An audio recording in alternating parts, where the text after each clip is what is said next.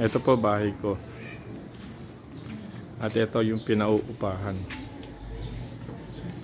Dooban po ito mga 20 steps mula sa kalye. So, ayan po ang kabuuan ng bahay.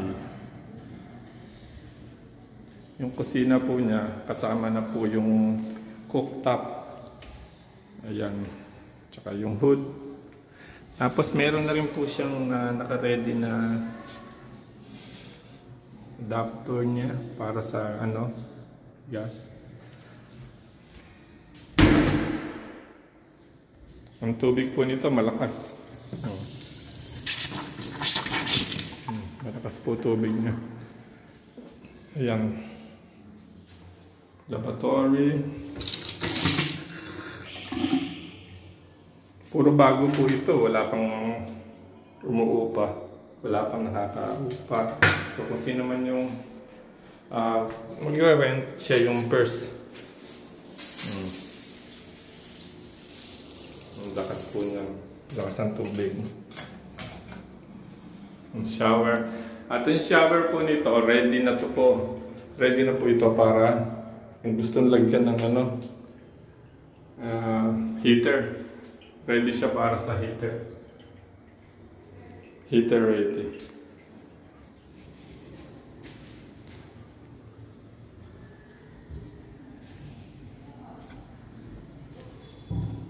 Yan po ang kabuuan ng bahay. 30 square meter lang po ang sukat nito. Love style apartment po. Bintana. Ito po yung itaas. Ayan. Kung sakali po, pwede naman ito lagyan ng divider dito. Gawing isang kwarto.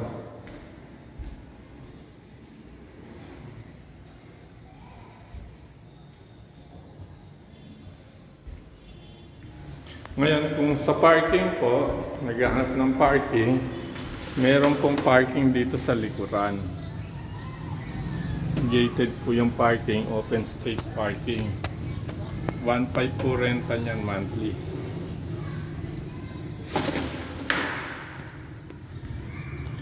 May isang ceiling fan. Pwede rin po magpakabit ng aircon dito. Actually, yun po yung outlet para sa aircon. Conforme na lang po sa ilalagay.